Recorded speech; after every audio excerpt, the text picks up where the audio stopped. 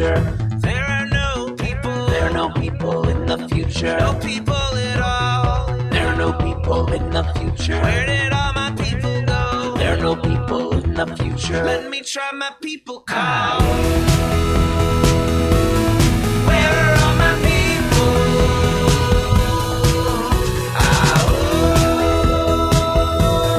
Where are all my people?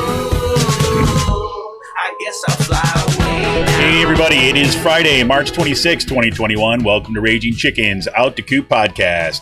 Yes, it is our Friday news roundup, everybody. This is Kevin Mahoney, editor and founder of Raging Chicken. Each week I talk to unemployed Trump staffer Sean Kitchen about the good, the bad, and the ugly in state and national politics. We also are streaming live on our YouTube channel, everybody. Don't forget to get on over there if you're not there already. Smash that subscribe button and hit that bell so you know every time we go live. And don't forget to like this stream too. That helps everybody find our channel and amplify everything that we're doing here at Raging Chicken. On today's show, we're going to do a little flip-flop here. Sean got a last-minute call that he's got to duck out a little bit early, so we'll get to that. But on today's show, Georgia Republicans pass a slew of voter suppression measures. As reported in The Guardian, the new legislation requires voters to submit ID information with both absentee ballot request and the ballot itself. It limits the use of absentee ballot drop boxes, allows for unlimited challenges to voter qualifications, cuts the runoff election period from 9 to 4 weeks, and significantly shortens the amount of time voters have to request an absentee ballot. And according to an explosive article in The Intercept, Ken Klippenstein obtained internal documents showing that Amazon managers and executives have been fully aware that drivers have often resort to peeing in bottles and even pooping in plastic bags due to the pressure to meet package quotas and intense scheduling. The report flies in the face of tweets this week from Amazon executives who said of workers' stories about having to pee in bottles, quote, "You don't really believe the peeing in bottles thing, do you? I mean, if that were true, nobody would work for us." Oops. Yep, the report drops as Amazon workers in Bessemer, Alabama, enter the last week of voting on unionization. And in a failed attempt at witty snark, right, Amazon executive Dave Clark this week took to Twitter to respond to the news that Bernie Sanders will be traveling to Bessemer to join workers on the picket line. He wrote, "I welcome Senator Sanders to Birmingham and appreciate his push for a progressive workplace," he wrote. Then he added, "I often say that we're the Bernie Sanders of employers. And that's not quite right because we actually deliver on a progressive workplace. So if you want to hear about a $15 an hour minimum wage and health care, Senator Sanders will be speaking downtown. But if you would like to make at least $15 an hour and have good health care, Amazon is hiring." Yeah, the tweets landed like a brick as there was a big pile on it said like, "Oh yeah, progressive legislation. Like, did you hand out your plastic bottles to every worker so they could pee in them?" Didn't go over so well.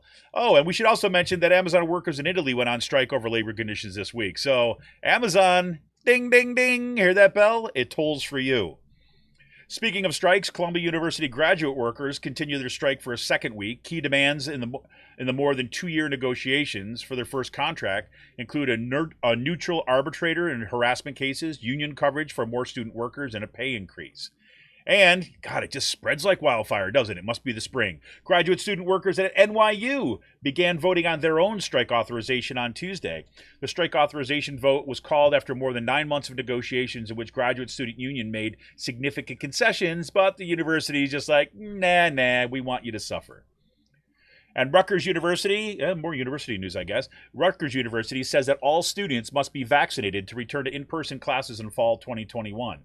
Rutgers is one of the first universities in the nation to begin to roll out vaccination and prevention protocols for the next academic year. And yes, it means another academic year with social distancing and with face masks.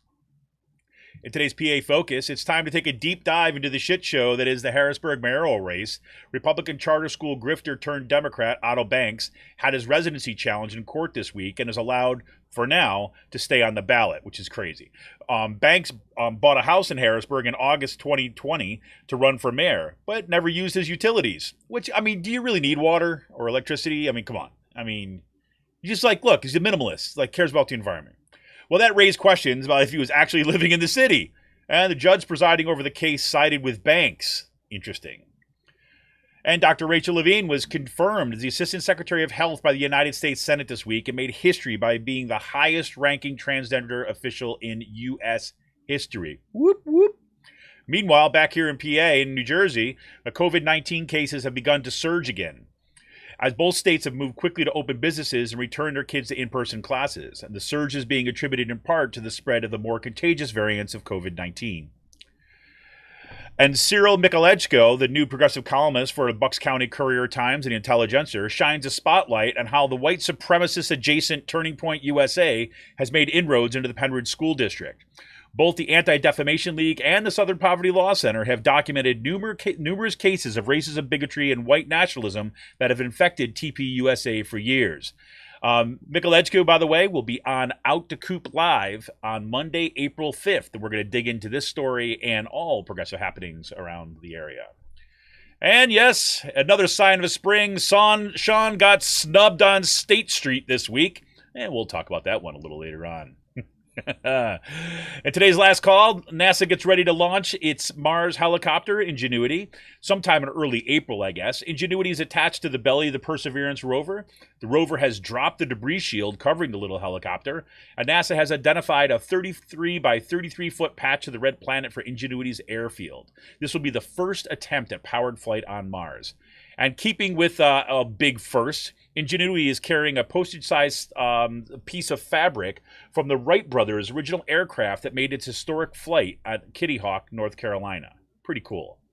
And, might as well throw this in too. LEGO announces its biggest and most detailed space shuttle set ever.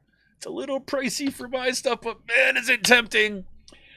Yes. And big news, I got my first round of the Pfizer vaccine shot. I'm very excited about that. And we'll also have some news about, say, Free Will beer releases this week. I want to remind you to tune in to the Rick Smith Show on Free Speech TV this and every Saturday at 7 p.m. Eastern. You can stream the show live at freespeech.org. You can also tune in to the Dish Network, DirecTV, or through the Free Speech TV app on Roku. And to make sure to subscribe to the Rick Smith Show's daily podcast on iTunes, Podbean, or wherever you get your podcast. Right, Out to Coop Live, as I mentioned already, on April 5th, we've got Cyril Michalejko coming up, right? He is that new progressive columnist at the Bucks County Courier-Times and the Intelligencer. We'll be talking about, the launch of this new column that just took place, and already some of the kind of big stories that he's breaking already. And then on April 12th, we're going to have Chad Nicholson from the Community Environmental Legal Defense Fund talking about the fight for home rule in Grant Township. And that's a fight to fight off the frackers and protect water supplies and individual health. I want to thank our newest patrons once again, Brian, Jude, and our newest patron, Janet, who joined a little over a week ago at the $5 a month level. And as I mentioned on this week's Out to Coop Live, not only is Janet the newest patron, but if I've got it right, she's our first Canadian patron, which I'm totally psyched about. Give me that maple leaf right now. I'm moving. And welcome to our growing Raging Chicken Patreon community. Also got to give a shout out to the folks at The Game Inn. The Game Inn is located right on Route 309 in Quakertown, PA. It is a Quakertown-based, black family-owned gaming store. They are friends of the show and happen to be the parents of one of my son's best friends. They have almost every gaming product you can imagine, N64s, Nintendo DSs, PS4s, and the Switch, video games for all platforms, Funko Pops, action figures.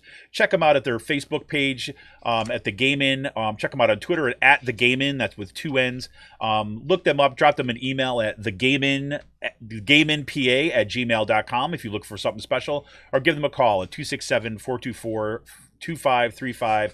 Check them out on the web at thegameinN2Ns.com. Look, and if we want a progressive future, we need progressive media. Support Pull No Punches, homegrown progressive media today. Become a patron of Raging Chicken for as little as $5 a month. Just go to patreon.com/rcpress. We got rid of Trump, and now the hard work of building a progressive future begins. We're here for the fight, and we need you.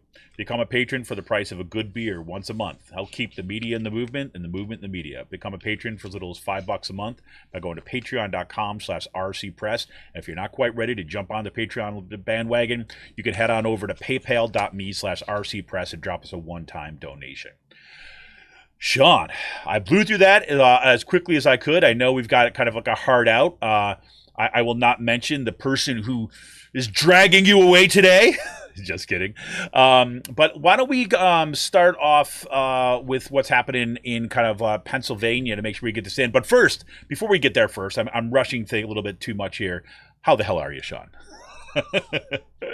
I'm pretty good. It's just another week in Harrisburg. Everything is deck weather is here. It's time to celebrate that. Love sitting on the deck. Love being outside. I think I'm working on my tan already. That's very good. I'm the only one in my family who tans up, and so. I see you're working on your Zoom background too as well, which is pretty awesome. Yeah, yes, I am. Look at that. Definitely. Well, listen, yep. Sean's got a really hard out real soon. So, but I know there's this one story he really wants to kind of talk about. So we'll get there. If he gets a chance to drop back in later on in the show, that'll be great. But the Sean, snubbing? What's that? The snubbing? Oh, well, your choice. How about you choose? You can talk the Harrisburg mayoral race, or you can talk about the snubbing. Well, so the snubbing happened after I was sitting outside the Dauphin County Courthouse on Tuesday or Monday, awaiting this hearing, and got some photos of it. Harrisburg. We can talk about the Harrisburg race, it's a shit show, but I was sitting on the deck as normal with Roxbury. For those who don't know, the deck is like literally feet from the Capitol steps, like 100 feet from the Capitol steps, 200 feet most. Like, pretty much you can throw a baseball and hit the Capitol steps from where he's at. And so you're just hanging out, nice spring day, right? Nice spring day. We're talking about the case that went on. You're feeling that all that kind of brotherly love that you bring from Philly, like saying hello to people on the street because it's so nice. People are happy to be outside, right? Yeah, and it was actually pretty funny. There was someone walking up the street. I'm not going to try to name them, but someone with a security detail. Okay, you give us short, tall, tall. Someone tall. Okay, good. All right. Yeah, there's a few tall people in Harrisburg, and it was actually pretty funny. We're sitting on the deck, and Roxbury looks over, like, "Oh my God, this person was like making a beeline," and then they saw us sitting on the deck, and then walked across the street, and to avoid walking past us. Or maybe avoid walking past me, but it was someone a little bit of an adversarial relationship on Twitter, so I can see that. Oh, this is somebody you knew. This is not just a random person that was just kind of walking down the street and decided to cross over. No, this is someone we know. This is someone all of us know. Yeah, and the security detail. It wasn't Matt Brulette, was it? I mean, it wasn't him. No. Oh, okay. Just want to rule that out. Just okay. Just want to say. But their security detail was walking past us, and this is the person in question broke away from their security detail to avoid walking past the deck, the gauntlet, and Roxbury's like, "Yo, you gotta get your boy. You're gonna lose him," and the security people start laughing. It's like, "No, I don't think we'll lose him. It's kind of hard to miss him." So it was kind of a fun time. You know what I mean? It's a weird way to start the good weather, to kind of start off with a snub, right? I mean, it seems to me like, even if you get into kind of like heated battles on Twitter or something like this, or people get a little upset, it seems like the good weather would be a great opportunity for people. Or you're supporting their campaign challengers, but whatever. Oh, campaign challengers. I can't figure out this puzzle. Yeah. But it was of all the people to snub, you're snubbing me. Like, you know what I mean? Like, I'm a nice person to talk in person. I might shitpost a lot on Twitter, but like, if there's like one thing I don't do, who people I'm mad at, I don't walk across the street to avoid walking past them. Yeah. I can tell you this had Sean really worked up this week too as well. I mean, it was. I thought it was funny. I wasn't mad. No, just kind of like, it was. Let's say my self-importance, my ego. Yes, your ego was your ego flamed. It was higher than normal. Crazy. Well, listen, real quick before you got to take off. Give us a little kind of sense of what's going on with the Harrisburg mayoral race, and if you get a chance to come back, then we could go into a little more detail. But just give us that quick update. So the Otto Banks, the charter school grifter, we have a couple of Republicans running for mayor out here in Harrisburg. One of them, Otto, bought a house back in August, hasn't used his utilities since, doesn't have a working hot water heater in the house, didn't use the water at all in the months since moving in there, and the judge allowed him to stay on the ballot. There is precedent to knocking people off the ballot because of their lack of utility usage to prove that they don't have residency. Otto was living in Swatera Township for the past 12 years, and was a Republican, and he works for the charter schools. He works for the Reach Foundation. He got a couple Trump contracts, through HUD and stuff like that. I believe so, but I know he's like really involved in like a property management stuff with his organization, and he didn't have a mercantile license to operate in Harrisburg and stuff like that. So fun stuff. But I have a heart out. Yeah, he's got a heart out. So Sean Land, if we don't get to see you for the if you don't get a chance to come back, have an awesome weekend, and just remind you that we will not be here next week, so we'll have to touch in 2 weeks as I'm going to be out. So good luck on your call, and hey everybody, I'm going to I'll play us out with a little music to make a little adjustment, and we'll be back right after this. Sean, take it easy, man.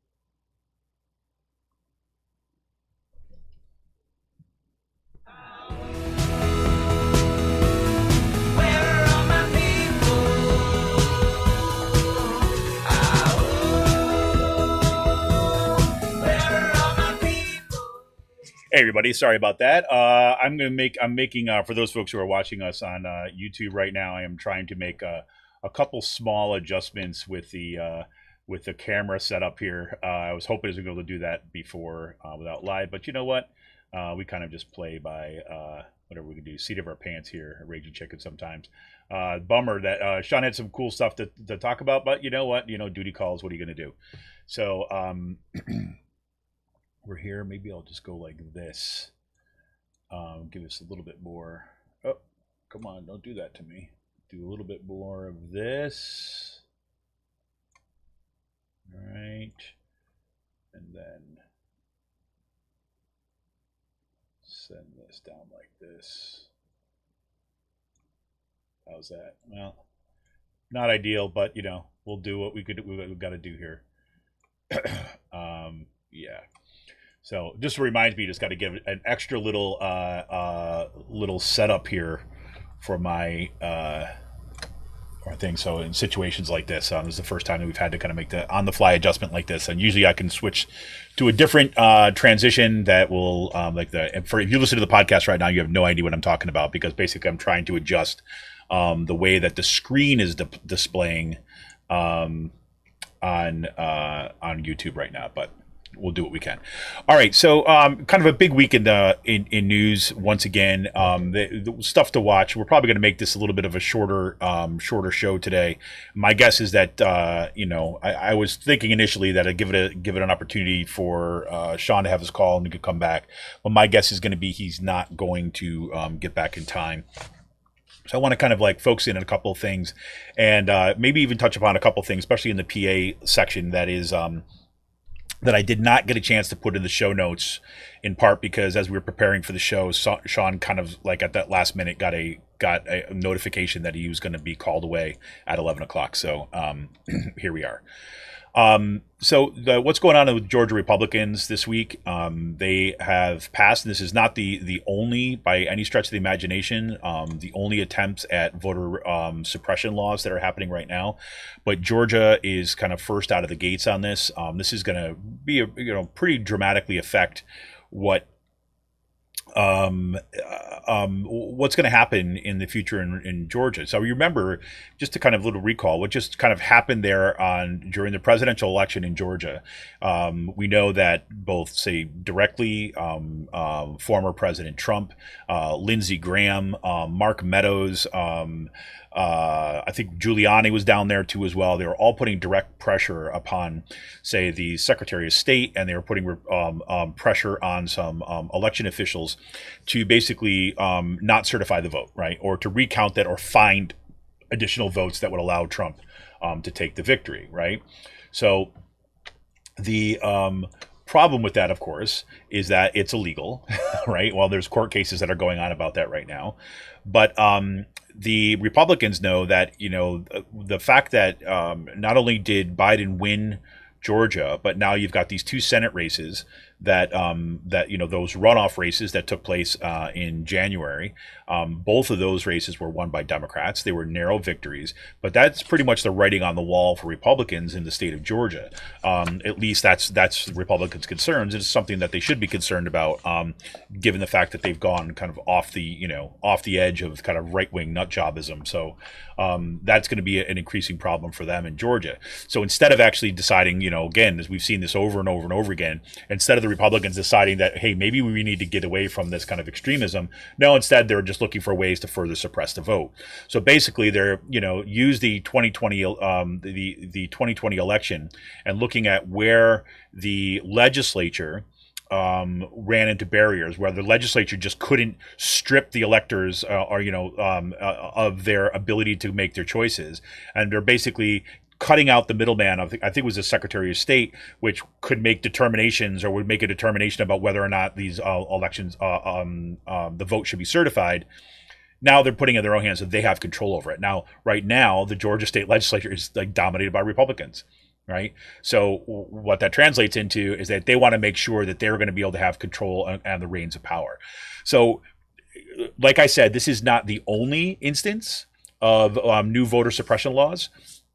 It makes total sense that they're coming out with them right now because they're kind of trying to tee up a series of Supreme Court cases, I'm sure, because you have HB 1, right? Remember that House Bill 1, which is basically the For the People Act, it's called, and it is about expanding voting, access to voting for kind of more Americans. It's like automatic voter registration, making sure that there's the mail-in option, no excuse mail-in ballots, basically making it easier for people to vote, right?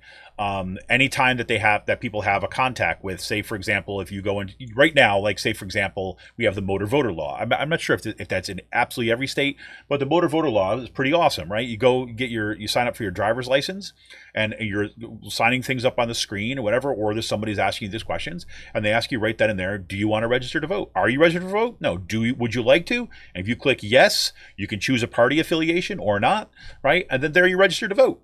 Right. And they're basically saying, well, instead of it just being just driver's license things, how about any time that you're a whole bunch of other government offices that you would have to kind of like produce identification for, kind of show who you are, kind of apply for this stuff, that gives you the opportunity to register to vote there too as well. Right. And even some cases wanting to kind of do automatic voter registration, which would be fantastic. Right. So the For the People Act, that is, looking for that kind of expansive voting is going to push a whole, like, let me put it like this. It's that right now, if the filibuster is getting hung up, the filibuster is the big concern in the Senate, right? The For the People Act passed in the House. We know that there's no way it's going to get 10 Republican votes to be able to kind of to beat a filibuster. Right? There's no way. They're going to vote on party lines. So that means the only way they're going to get these new voting protections passed is by eliminating the filibuster or instituting a talking filibuster through some sort of filibuster reform, right? They cannot go through reconciliation like they did just with the relief package, because this is not about a budgetary concern. This is about voting rights. They could also decide that they want to have a special cutout for kind of protections of democracy or something like this. But more likely than not, I mean, you're going to see that the For the People Act, the voting rights law, may be the thing that finally gets Democrats to end the filibuster, or at least reform it so it makes it much more difficult for Republicans simply just kind of like send an email and say, no, we're not going to vote for it, so we've got a filibuster, and then go sit at home. No, they'd have to show up, they'd have to make their arguments, they'd have to hold the floor, all that stuff. Joe Biden came out, once again, he had a press conference. He was pressed on the filibuster issue once again and came out with his it was actually his first ever press conference, I should say. And he came out with a more full-throated kind of willingness to kind of end the filibuster, or at least significantly reform it so that it's a talking filibuster than he ever has before. And that kind of public statement is going to put increasing pressure on people like Joe Manchin, who's basically, kind of been the defender of the filibuster, or Kristen Sinema, who's also been, now we're not going to end the filibuster, but to kind of maybe pass these kind of reforms. If that's the case, we may actually see that get moved forward. I've got a sneaking suspicion, I might be wrong about this, but there's also new legislation that's coming up through the House that's going to have restrictions on automatic weapons, and call for universal background checks.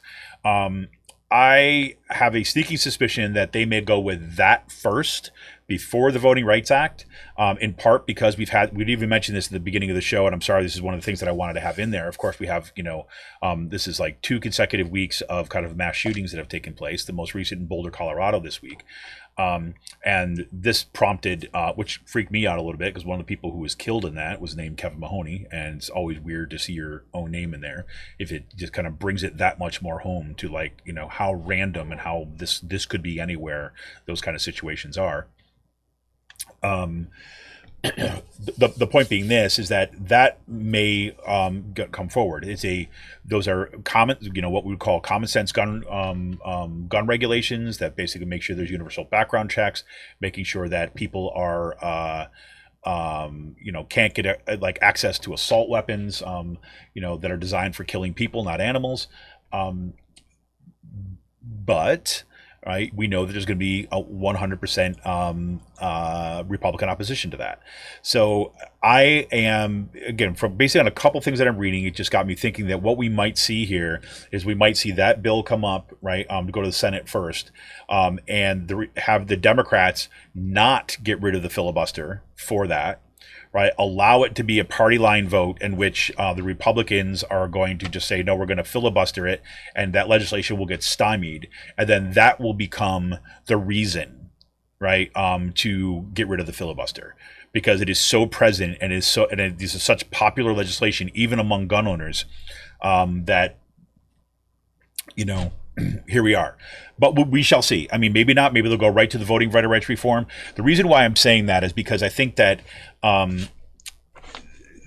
it's a super clear-cut case of Republican obstructionism when we see the gun legislation, anti-gun legislation, or say gun reform, gun protections, we say. It's the voter expansion, the voter protection acts that have come forward, the For the People Act. There's going to be a lot more room for people to spin it, right? Partisan spin, in part because it gets more into the details of the particulars of voting. When it comes to universal background checks, when it comes to ban on assault weapons, things like that, that's pretty straightforward, and it's got mass popular support.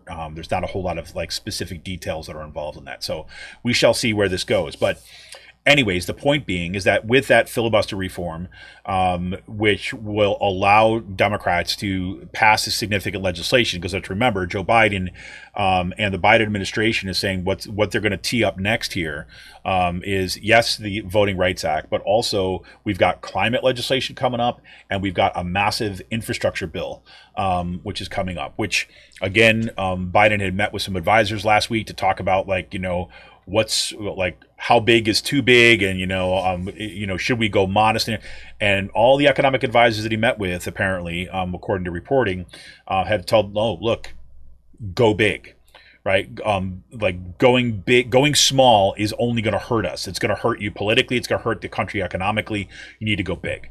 So that infrastructure bill, which will have deep kind of connections to kind of climate legislation, kind of impacts on, people's jobs, putting people back to work, building out a kind of say renewable infrastructure, a whole bunch of stuff like this will be in that bill, and that will be coming up. That's something that could potentially go through reconciliation. Right. Once again, the Democrats have another shot at that this year, another big bill like that, the reconciliation. But if they eliminate the filibuster, right, if they get rid of the filibuster, they may be able to go this through regular legislation, which would open it up for a very different kind of argument. So instead of it being strictly about budgetary issues, they could include other issues that are part of it too as well, right? So you don't have those restrictions that you do with reconciliation. So we shall see. The Republicans, on the other hand, their response to this is to find every way possible that they could go about restricting access to the franchise, like access to the right to vote. And that's what we see just happening in Georgia. There's a number of other cases across the country in which they're doing exactly the same thing. We're going to have to see, I'm sure that we're going to see similar bills that continually coming up here in Pennsylvania. to do exactly that. Because look, as we know, is that in the 50-50 split in the Senate, right now the Democrats represent, I can't remember, tens of millions of more people than the Republicans do, right? Even though they're the same numbers of senators, right? The Senate is becoming an increasingly anti-democratic institution, simply because it represents an increasing minority of people in the country, right? Simply because where people live, right? That brings me to the other issue, which I did not bring up into in today's introduction, was about my hat, right? DC statehood, right? So the legislation for DC statehood looks like it's going to be moving forward. There'll be hearings, and we may actually get this kind of vote. This is going to be pretty impressive. This is going to be pretty interesting to see what happens here. We remind you, then there was hearings this week about DC statehood, and there was some Republicans were saying that how can you have DC can't become a state because it doesn't have a car dealership. Really, that's seriously one of the points that somebody made, right? And not only that is not a requirement of statehood, right? It's not even factually correct. I mean, I lived in DC. There are car dealerships in DC, in the district. So it's not even a factually correct statement, let alone something that has to do with actually statehood. There are other kind of ridiculous arguments that were being made by Republicans because look, they've got nothing, right? They've absolutely got nothing. And when you start, people say, well, how can we do this? This is not what the founders want. I said, well, that's not exactly true either. And for that matter, if you look at what's happening kind of globally, is that, other countries, this may come as a shock to you, but other countries also have capital cities, right? And the residents of those capital cities, right, are not disenfranchised. They don't have the right to vote stripped from them, right? So, interesting. So it kind of said, well, wait a minute. So we are actually an aberration. It's a very odd thing that in a democracy that you would have residents of your capital city disenfranchised and not allowed to vote in a democracy. How about that? Or allowed to vote, not allowed to have representation, we should say. They're allowed to vote for the president, right? Whatever, but they've got no one representing them in Congress. They got no one representing them in the Senate. They've got, people who go and make their arguments, but they've got no vote. And Congress makes laws, right, and could override any kind of local laws that are passed by the district. And they make laws that basically determine what DC can and cannot do through its local governance board, right? So city council. So interesting, right? Taxation without representation, right? Here you go. That's the hat. All right, I've got my license plate in my office, which I haven't been to in a year, but two as well. So the same thing, right? So taxation without representation. That's exactly what's happening kind of in Washington, D.C. And not to mention the fact that Washington, D.C., right, has more residents than Vermont, Montana, maybe even Wyoming. I can't remember if that's true or not. Idaho, maybe, right? So you've got an area of the country that has more people than some entire states, right? Except the big difference is that those states have representation, right? And the District of Columbia, does not. And then, there's that one other really interesting fact about this, right? Is that those states that have hardly any population, right, also have hardly any people of color. Very few, right? They're white states primarily, right? And those white states have representation. The District of Columbia, however, not so much, right? District of Columbia is a majority minority. We're gonna have to find new words for that, right? The majority of its residents are people of color, right? Majority, right? And just so happens, it happens to be a pretty serious Democratic Party stronghold, right? it is hard for any Republican to get any traction in the district. I remember when I was, this is way back when, I don't mean to kind of like bring up, like to upset people about electoral politics right now. But, I remember back when Ralph Nader was running in the primary against Al Gore, right? That's when I lived in D.C. and the 2000 election, right? And I was campaigning for Ralph Nader at the time.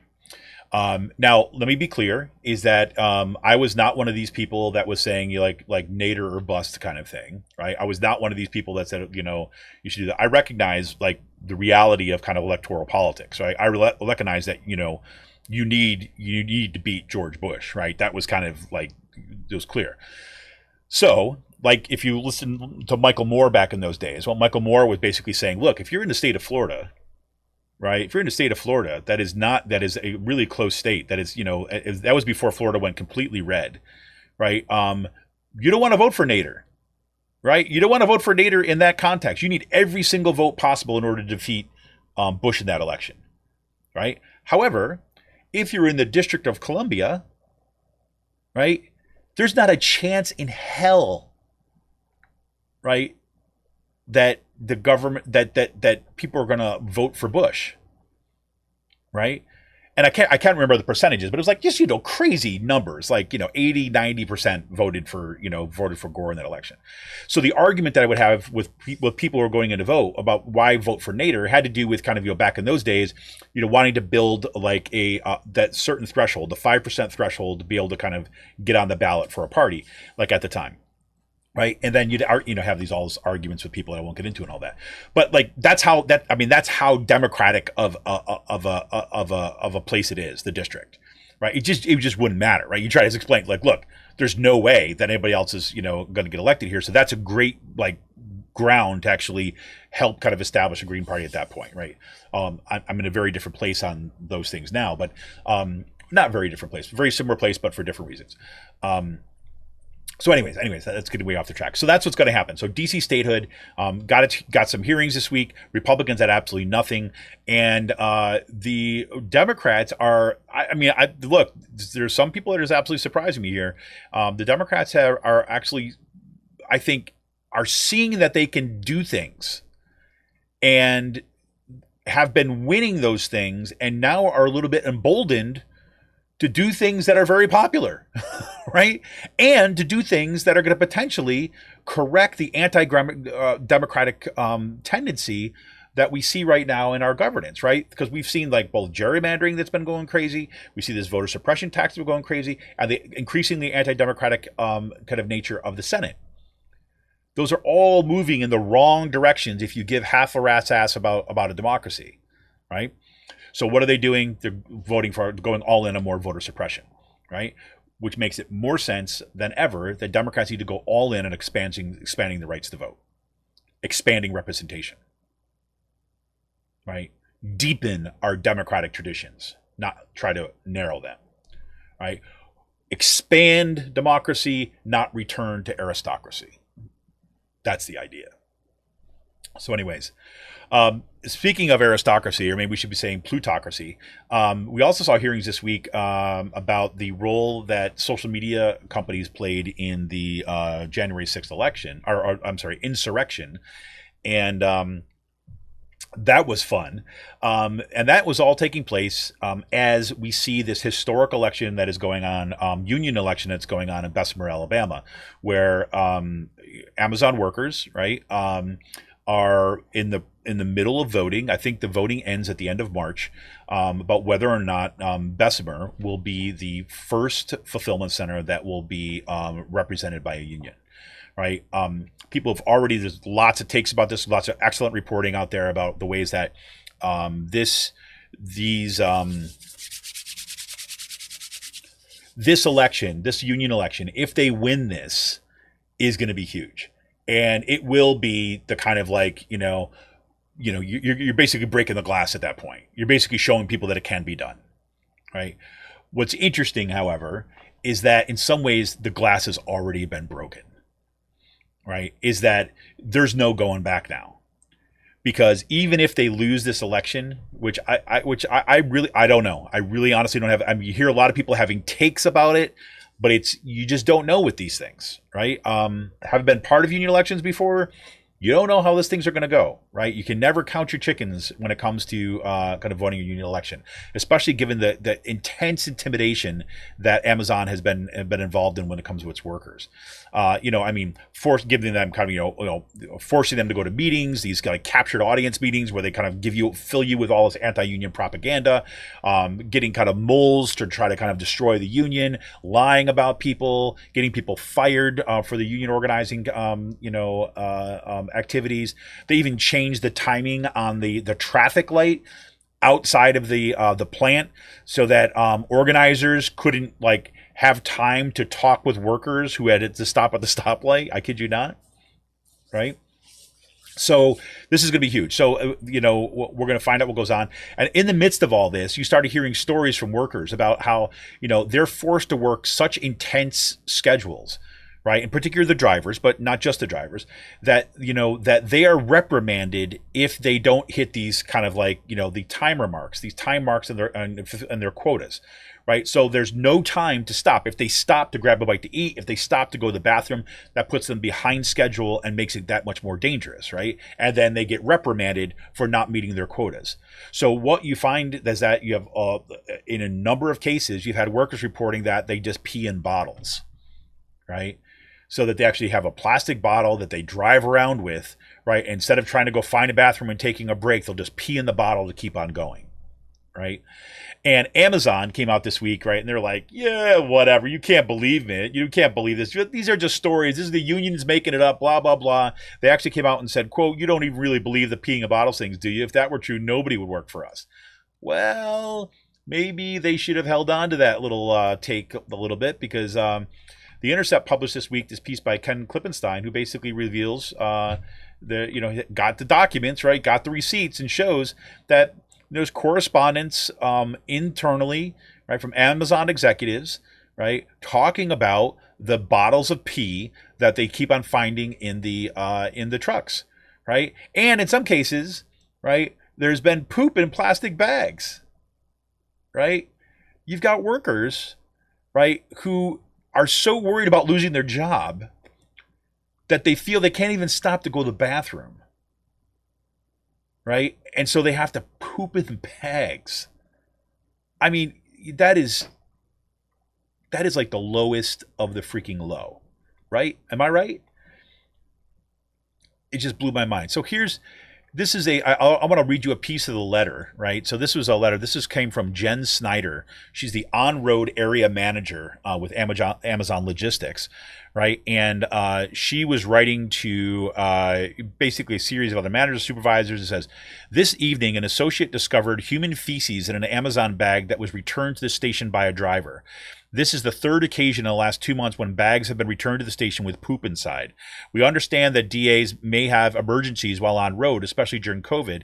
DAs have struggled to find bathrooms while delivering. Regardless, DAs cannot return bags to the station with poop inside, right? And then a little bit later on, it said, these behaviors are unacceptable and result in a tier 1 infractions going forward. Please communicate this message to your drivers. I know it may seem obvious or something like... Or like something you shouldn't need to coach, but please be explicit when communicating the message that they cannot poop or leave bottles of urine inside bags. Okay? So, and there's more, right? That's just one of them. It actually shows specifically documents where, they articulate this. They talk about the numbers of violations this has gone on. Well, there you have it. And then after Amazon had denied it, you had a bunch of workers that came out and said, no, this is it, right? And they handed over some documents. They handed over this because they knew that Amazon was just out there lying, right? And so that was pretty crazy. So this is going to be quite a fight. It's going to be quite a fight. That comes in the wake of course, Bernie Sanders heading down there to do this. And then, again, another big social media fail by Dave Clark, an Amazon executive who basically saying, come on down, Bernie. Yeah, you claim to be progressive, but we actually deliver on the goods in the midst of increasing revelations about how horrid it is to work on one of these Amazon things. One of the stories that I was reading this week is basically said that Amazon basically at some of its facilities has hired ambulances, right? And I think this is in the past tense. This was kind of exposed a bit back, but I had hired ambulances at one point to be on call outside the factory because so many people were getting hurt.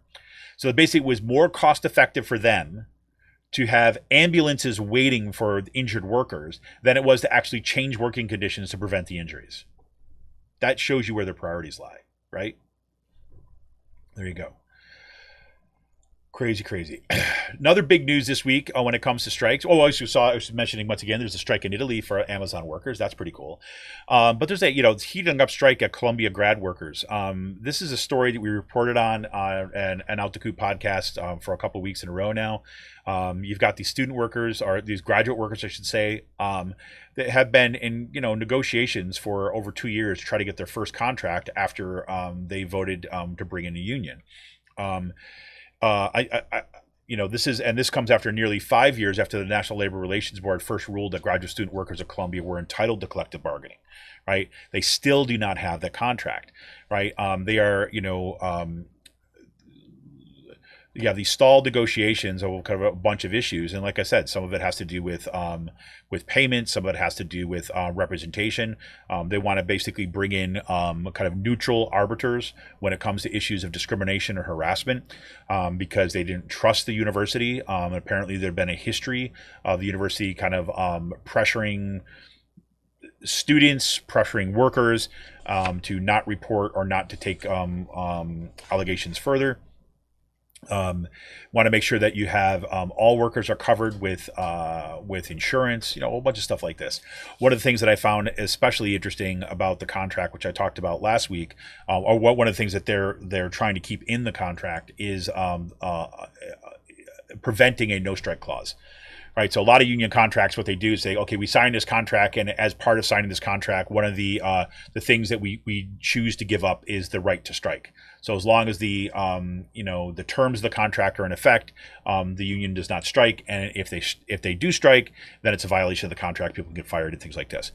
They also want to kind of make sure that they hold on to that, which basically I think is becoming increasingly a smart choice for workers to really hold fast on that, because what we found, this is true in my own union in ABSCUF, where you have, yes, you got a contract, and yes, now's a no strike clause, but you find that the administration just basically uses everything at its disposal kind of destroy your working conditions. Then you're told, even kind of internally with the union, well, you can't strike and then you could lose your job, because if you strike, you're violating the contract, right? So it basically puts a kibosh on worker power. So this is another kind of cool thing that is going on with that strike. And it seems it's a bit catchy, maybe, right?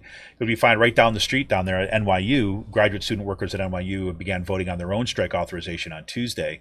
That's going to go on for a week, right? So this coming up Tuesday, we will be get the results of that, and we'll see if they're going to kind of call for a strike as well. And that comes after 9 months of negotiations that have led nowhere. And actually, in that case, the graduate student union negotiators have made significant concessions to the university. Still, the university kind of wants to roll it back, right? So these are kind of, again, fights against the anti-union push. And I think that the fact that you've got, I don't know if I want to go as far as to say a pro-worker National Labor Relations Board at this point, but usually you don't have an anti-worker one like you had under the Trump administration and previous administrations. They're feeling that this is really the good time to push. So we shall see. The last thing I want to drill on a little bit down a little bit on the kind of opening segment today was just that Rutgers University has just released its kind of initial protocols for the fall, and basically what that means is that in their protocols, they're basically saying that if students want to return to the fall of their campuses, that they're going to have they need to be vaccinated, and they say this is kind of a statement from Rutgers President Jonathan Holloway. Basically said, adding COVID-19 vaccination to our student immunization requirements will help provide a safer, more robust college experience for the students. Students will be required to have proof of vaccination before they're allowed to kind of move into a dorm or attend in-person classes. They're also setting up a clinic, right? So basically that it will make those vaccinations available for those students coming back to Rutgers. Now, Rutgers has, I believe it's roughly 70,000 students. So it's more than 70,000 students among three campuses, which is a significant number, obviously. And this is one of the first the first universities to come out with these kind of vaccine mandates, and I expect to see more of that. What's interesting to see is how the ways that Rutgers um, has tried to get out in front of this, right? And I should also make it clear that that they're strongly urging faculty and employees, right, to be vaccinated, but they have not required them to do so. That raises a big question about, well, why would be the case, especially if they've been more at risk. But be that as it may, that's where it is at this point. The all faculty and employees and students on campus will be required, however, to participate in the university's testing program, and the university expects to continue offering some hybrid courses to prevent overcrowding in classrooms in the school year. Why this is really significant is because Rutgers, again, using science-based principles here, is making determinations about what it's going to do in the fall, fully recognizing that COVID's not going away.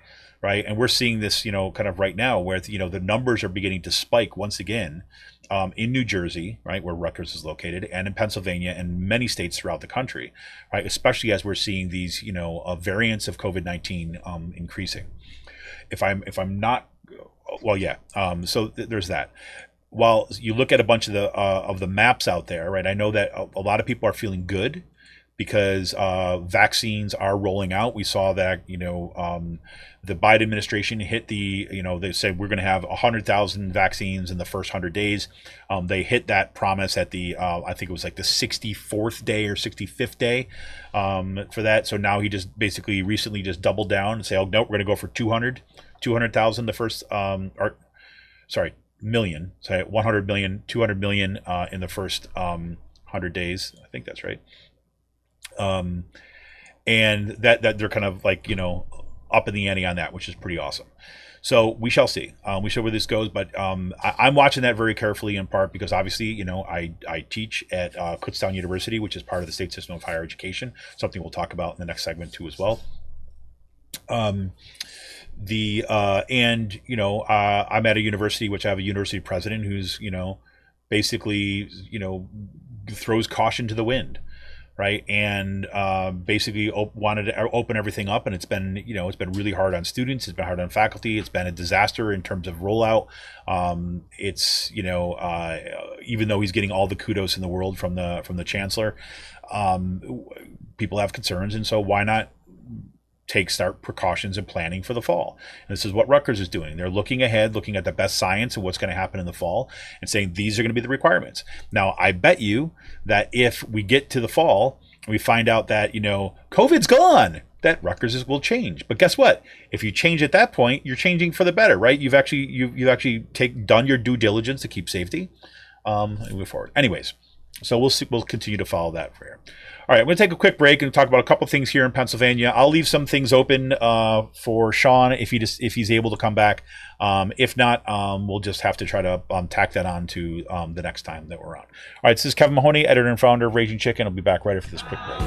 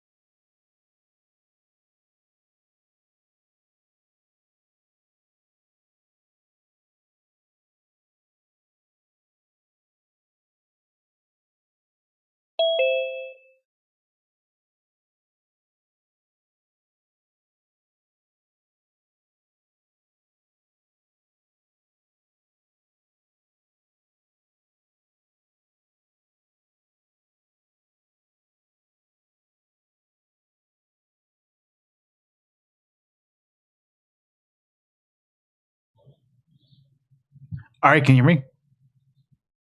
All right. Are you?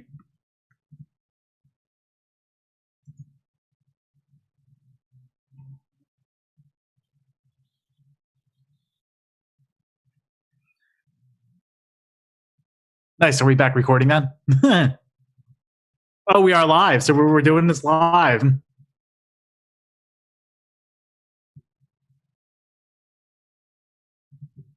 Perfect timing.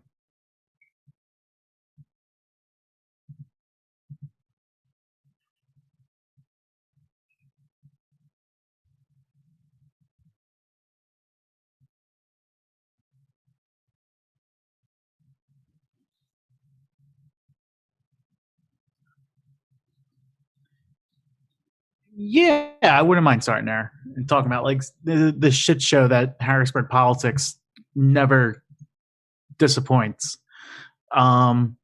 So let me pull up the notes. So yeah, like this past weekend there was this past week there was a thing with Otto Banks getting staying on the ballot. But what we have going on in Harrisburg with the politics right now, you have two Republicans that are running as Democrats. You have Otto Banks, who's a charter school grifter who works for the Reach Foundation, involved with the Commonwealth Foundation and the school voucher movement.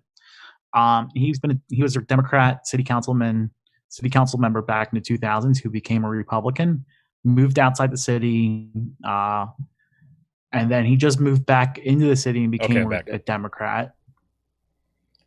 Sorry, we're good, right? apparently my audio was off, so that's corrected now. Go ahead. I'm sorry, Sean. Didn't mean to interrupt. Oh yeah, no problem. Yeah, so like Otto Banks moved back into the city this past year. Well, he didn't move back into the city. He just bought a house to put his residency in the city. He didn't have a hot water heater. He didn't use his water at all. And the judge said that he has residency, established residency, even though there's legal precedent for this type of case. A couple years ago, after Leslie Acosta in Philadelphia went to jail, this type of case was brought up for the candidate the Democrats picked, and this is how we got Emiliano Vasquez as a representative through a write-in campaign because the handpicked candidate was thrown off the ballot. Vasquez was actually a pretty cool state rep. He was only there as a placeholder, but it was fun talking to him. He had like a fuck this shit attitude, like when going to like Darryl Metcalf committee meetings and stuff like that. And then we also have this guy named Dave Shankweiler who's running for office in Harrisburg. He is a Trump Perry Republican who became a Democrat. He runs he's the board member or the director of Harrisburg University, which is a for-profit university here in Harrisburg. And he's being funded by like all the people who plunged Harrisburg into generational debt through the incinerator with Stephen Reed and stuff like that. So we have this really like corrupt business person, or he's being backed by the corrupt business establishment who were responsible for looting the city, like legitimately looted the city's assets. Who plunged the city into generational debt because of fucking up the incinerator with the bond issue and everything. And now this is who they're running for mayor out here in Harrisburg. So, fun times all around. And then we got some of the drama with like the city candidates that are running for city council. But,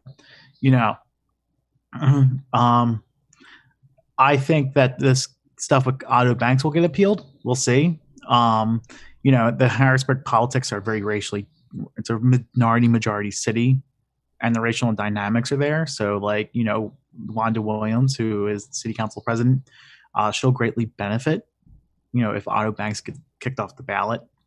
She might have a shot at winning because of that.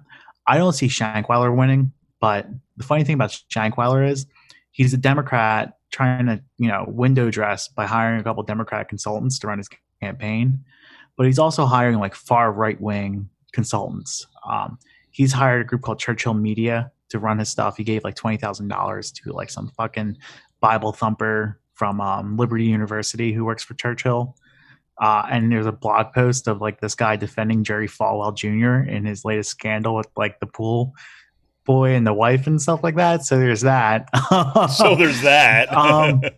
So there's that. And then he also he has a consultant that's working for him who made like $40,000, $50,000 last year from like right-wing campaigns out in Western Pennsylvania.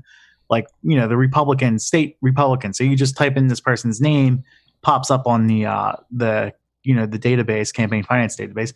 This shit ain't hard to find. It like takes less than like 5 minutes. You can do this. Right. And you can see how much money this kid made. And like on his Facebook page, he has this photo of him posing with Nigel Farage at like a young Republicans event here in Pennsylvania. So like this is who like Shankweiler is hiring to run his campaign and stuff like this. I don't see Shankweiler getting 1,000 votes. I posted a bunch of this information trying to poison the well a bit for Shankweiler in the Facebook groups, and a lot of people are pissed off about it. It's almost like you're insulting the voters of a city. Like, you know what I mean? Like, Harrisburg is not a mixed city as it was. Like, not mixed, but like moderate city, moderate Democratic city as it was maybe like 20, 30 years ago. It's a pretty progressive city. Like Midtown is a very progressive neighborhood. It's the base of the progressive movement here. And then you have you have the other areas of the city like Allison Hill, the minority spots of the city. Uptown, like you're not going to get a Republican like this in office. Like, you know what I mean? Yeah.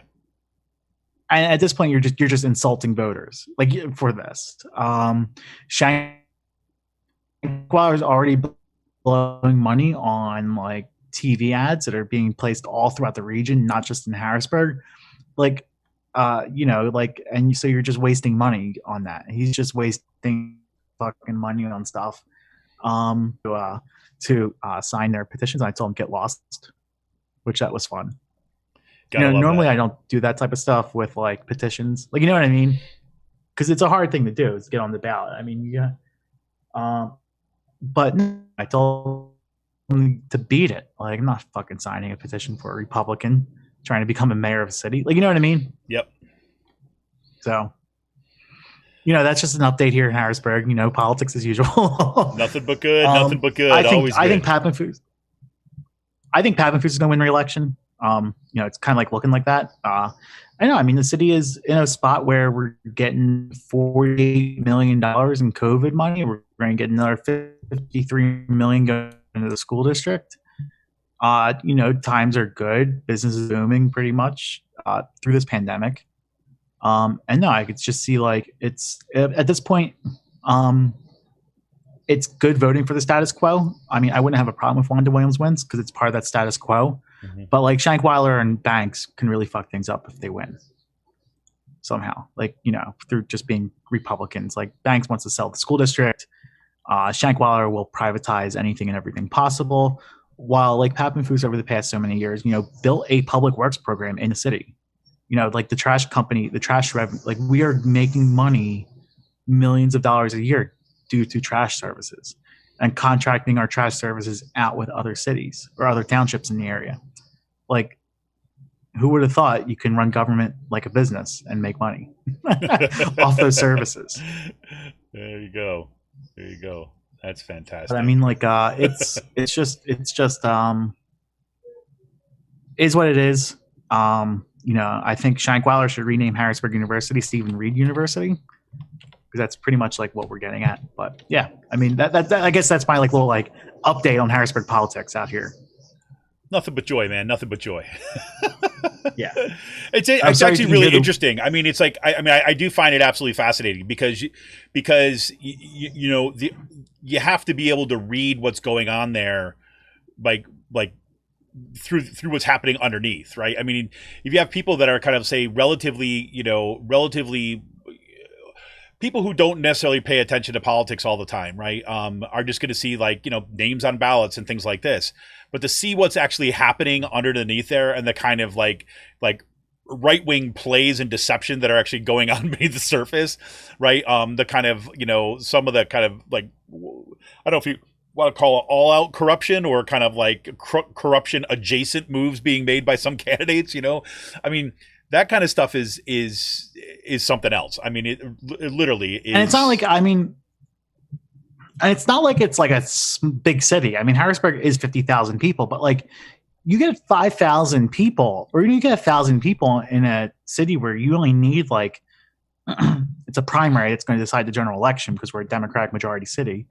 Like, you get 3,000-4,000 votes, you're mayor, like in a primary. Like, I mean, so it's like, if you get 500 or 1,000 votes, you can really fuck things up. Yeah. Like on the ballot. And then like Otto Banks has his own the people running Otto Banks' campaign. The guy should have been in jail twice already for the corruption. The former solicitor for the school district, who was the reason why the school district got audited and in the receivership. He was a solicitor in Coatesville. He should have been plunged the city school district into Coatesville, and just I mean, it's corrupt nepotism all around. It just depends which form of corruption that you want. At this point. It's a great way to put it. And I mean, the people, I think Harrisburg is at a point where it's past the years of having Linda Thompson and Stephen Reed and just these incompetent, corrupt mayors running things. You know what I mean? Yep. And it's we're finally getting out of Act 47 receivership for the state. The city's been in receivership for the past 10 years now. It's getting out of receivership. And there's a federal courthouse going in, a brand new courthouse in Midtown or Uptown. On that border of Uptown and Midtown. There's going to be a new state archives building going in because the archives building right now is a fucking tinderbox that is not climate controlled, and you have artifacts from the founding of this, the prehistory of Pennsylvania through the founding of the Commonwealth, just sitting in this thing. And just it's like a paper mill. If it catches fire, you're losing the whole entire history of the Commonwealth. So, I mean, there's big projects happening right now in Harrisburg. The street down right outside my apartment is going two ways. 2nd Street, typically a highway, was designed to be a highway going outside the city. That's being converted back into a two-way street for the first time since the 1950s or the 1960s. I mean, there's major projects going on, and it's just the city's booming right now. And it feels as an outsider who's been here for a while, it feels like we're finally getting ready to uncork. Well, I just say, bring the trolleys back, man. Bring the trolleys back. That's what I want to see. Oh, I would love to have them do that. Seriously, I mean, I'm because that's one of the things you got, right? I mean, one of the things that I think that could make Harrisburg also kind of explode in terms of its kind of vibrancy, is actually, not having to kind of decrease the car traffic in there. So if you've got whatever, parking garages or things like this, and people that are commuting into the district, okay, so have them outside the immediate city limits, and where they can stop, get on, and hop on a trolley and head into work. You know what I'm saying? I mean, I think that would be awesome. I would love to see a regional rail out here, totally. Going from Shippensburg or Chambersburg. Look,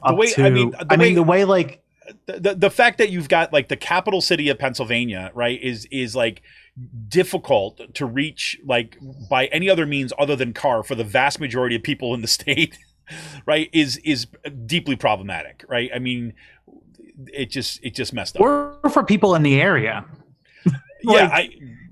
Fair enough, right? Fair enough. Yes. I mean, sometimes during rush hour, it'll take you 45 minutes just to go from Harrisburg to Camp Hill because of the bridges being jammed. Yeah. So. Yeah. Oh, crazy. Well, kind of other kind of cool things going on. Once again, I mean, I'm sure that everybody's seen the kind of historic, kind of moment where PA's own Rachel Levine, Dr. Rachel Levine, was confirmed as the Assistant Secretary of Health by the United States Senate this week. She, even got Republican votes on that. How about that, right? So that's phenomenal, right, to see that. And my wife and I were talking a little bit about this last night. Yeah, I mean, we were talking about it last night. It's just I really think that it's actually it's going to save lives.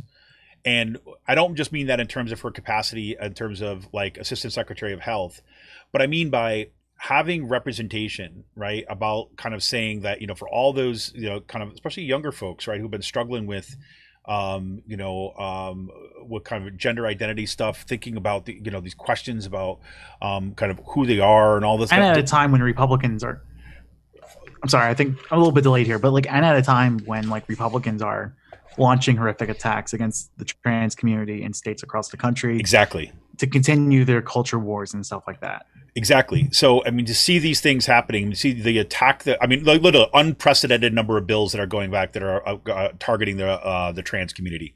So, to see Rachel Levine, Dr. Rachel Levine, have such a prominent role in making that historic appointment, I do think is going to help, right, bolster some of the, kind of individuals who struggle, right, who are struggling with this and try to come to terms with their identity and try to come to terms with that. So that's phenomenal.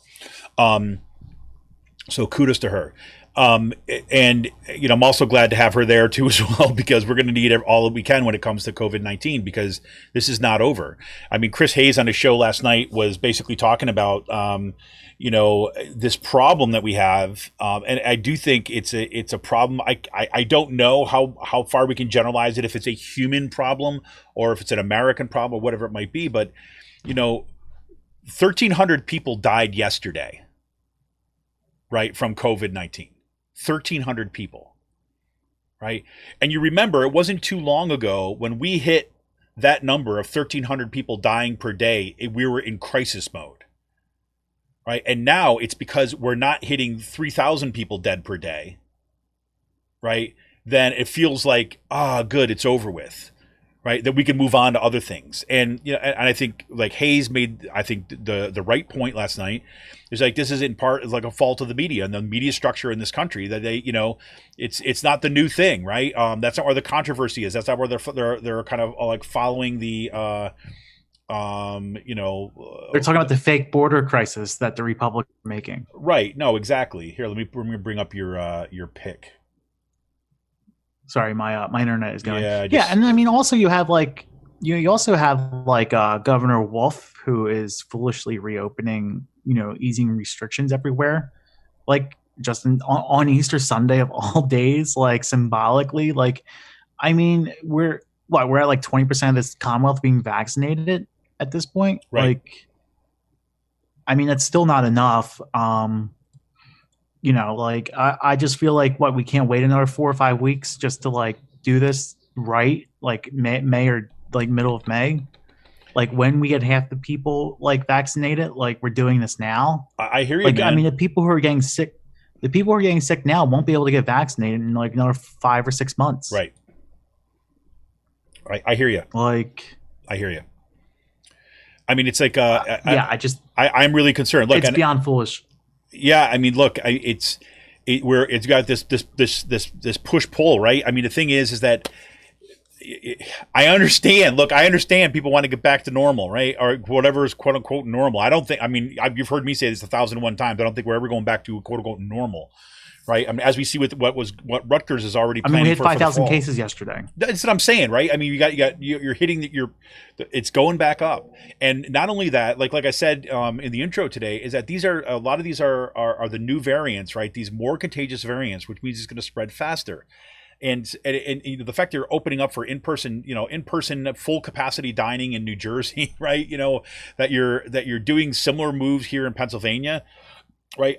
People are feeling, because the vaccines are rolling out, because there's fewer cases that there have been before, because we've seen those curves, right? That they've been dropping in the number of cases, that people are relaxing. And I understand, right? But the virus is a virus, right? It's not going away. And so, again, I mean, I hate to be like, throw the wet blanket on the fire, so to speak, or, throw the wet blanket on the good feelings or whatever.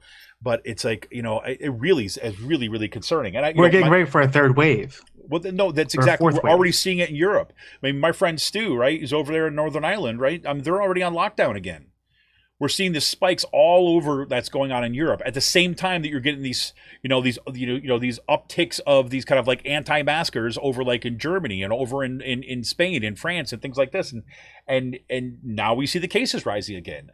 And you look at what's going on in Brazil. I mean, let's remember, this is a pandemic, right? This is not a national problem. This is a global problem. And in Brazil, you've got kind of like cases going off the charts. With most of the states in Brazil they're kind of well over the 90% capacity their the hospital capacity for COVID victims. I mean, and it's only going, the spike is going right up, and you got a kind of denier in chief down there in Bolsonaro, right? That impacts everybody, not just people in Brazil. And then on top of that, if we talk about, again, I was going to wait for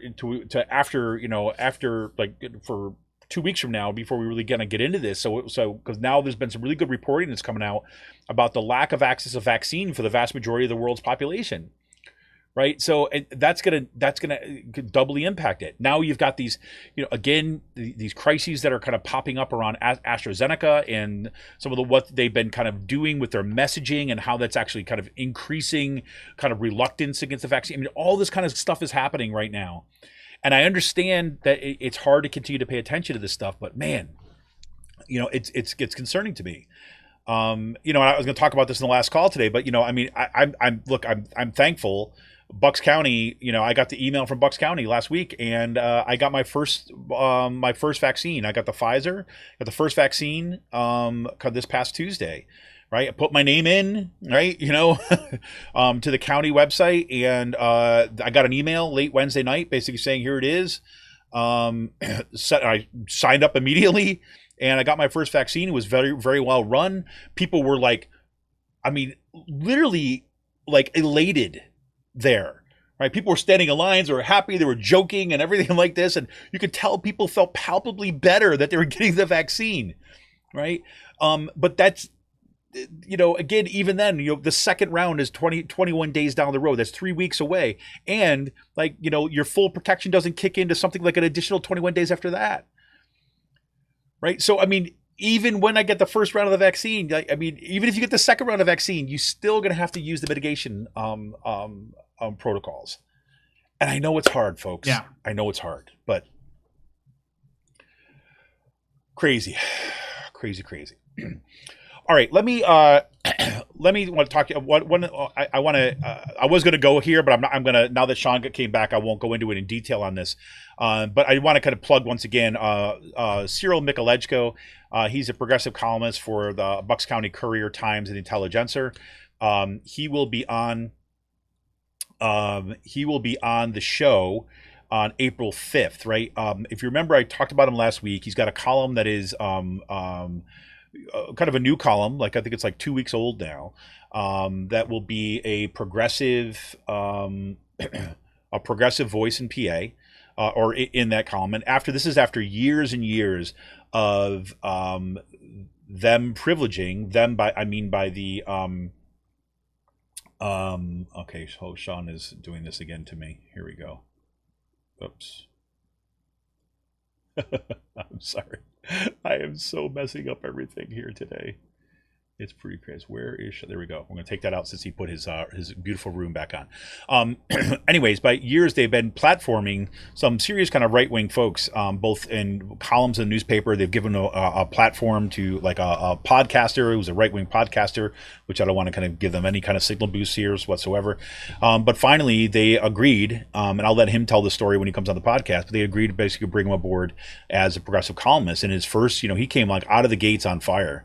About the kind of the progressive upturn in Bucks County, which is absolutely fantastic.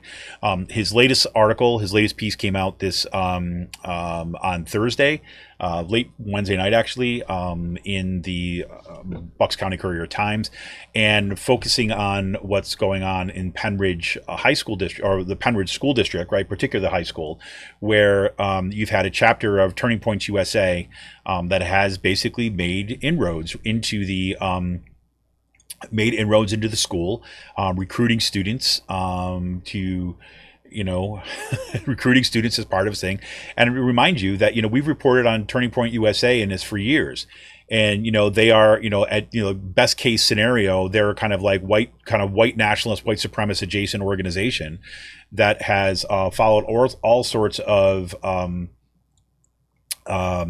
transphobic stuff. You've got followers of QAnon and all this stuff within this. You've got all sorts of kind of racist and, anti-democratic tendencies within Turning Point USA, especially at the college level. But now they've kind of put in a bunch of funds to make sure that they can get it out in the high schools, and that's what they started doing.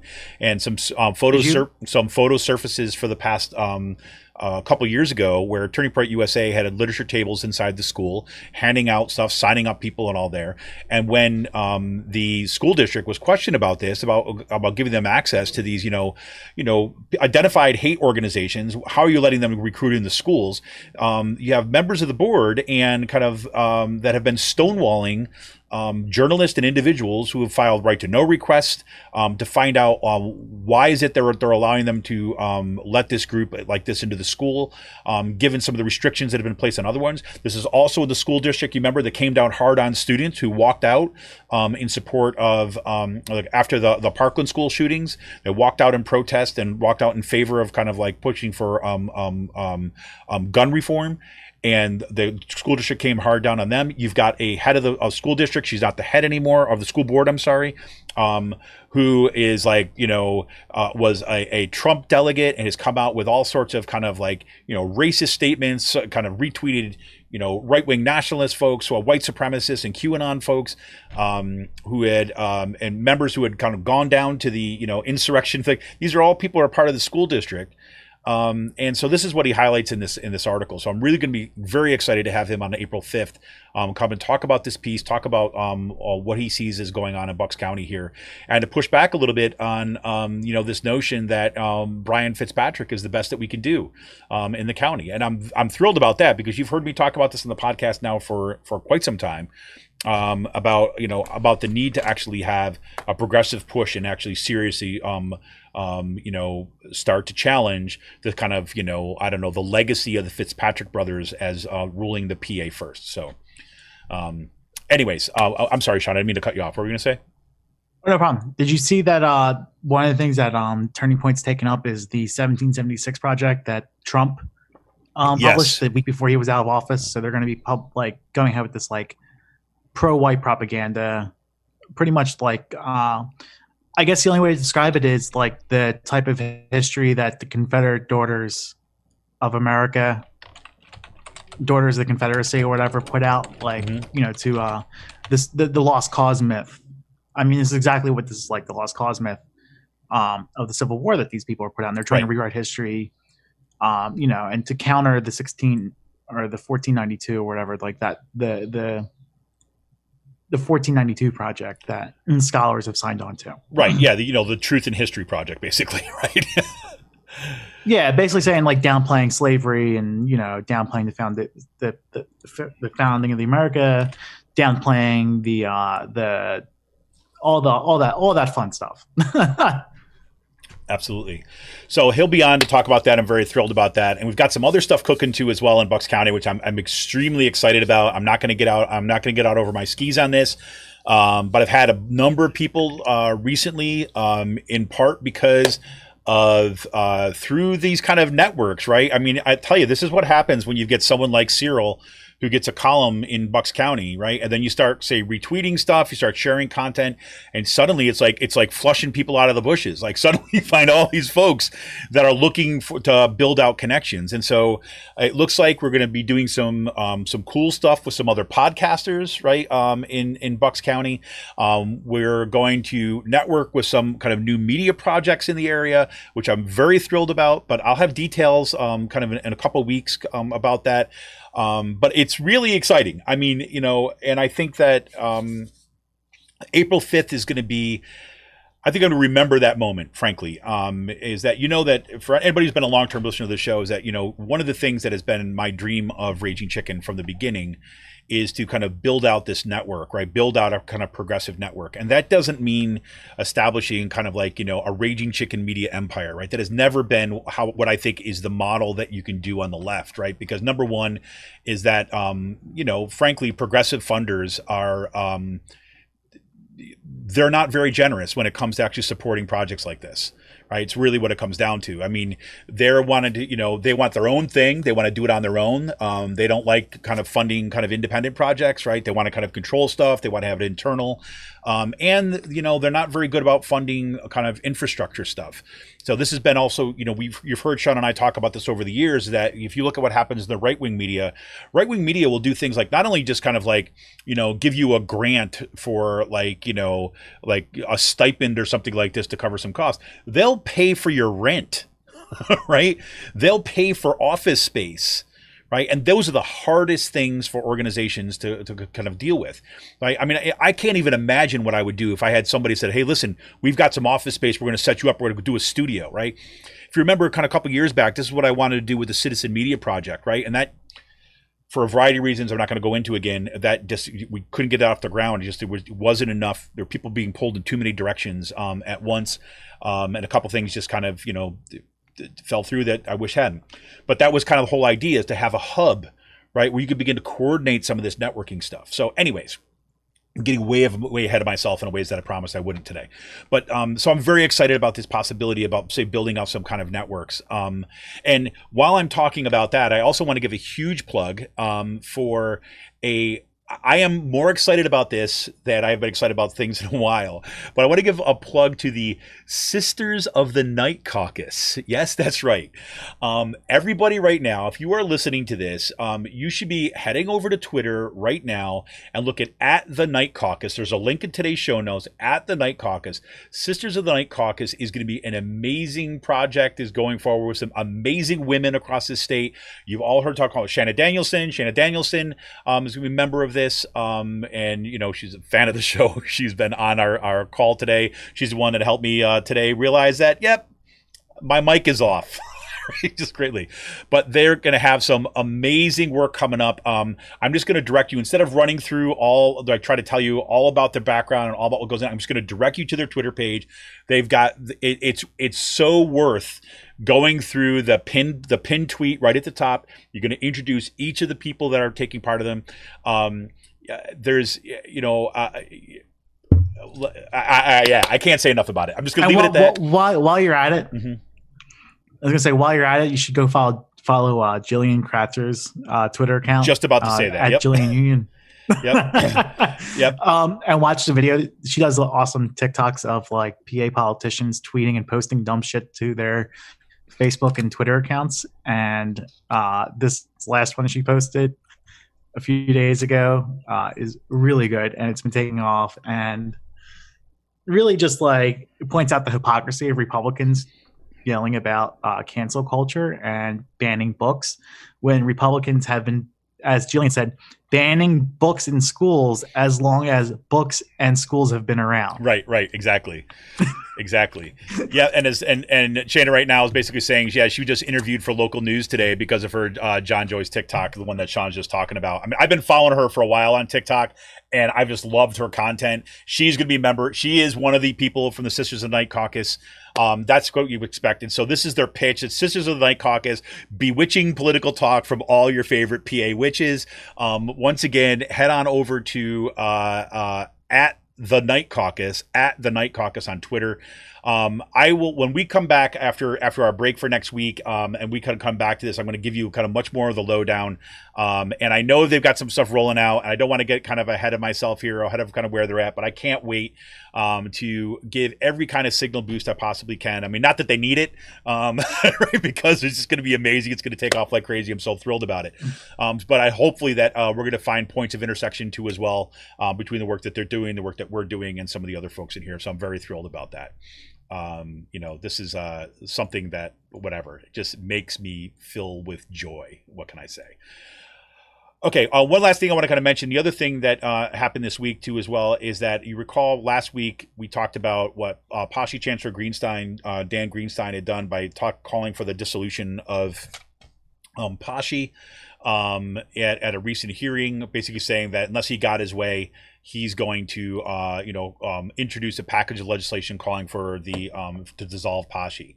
That kind of basically exploded in his face a little bit this week. The union has come out strongly, kind of like basically saying that this is inappropriate. This was kind of like destructive.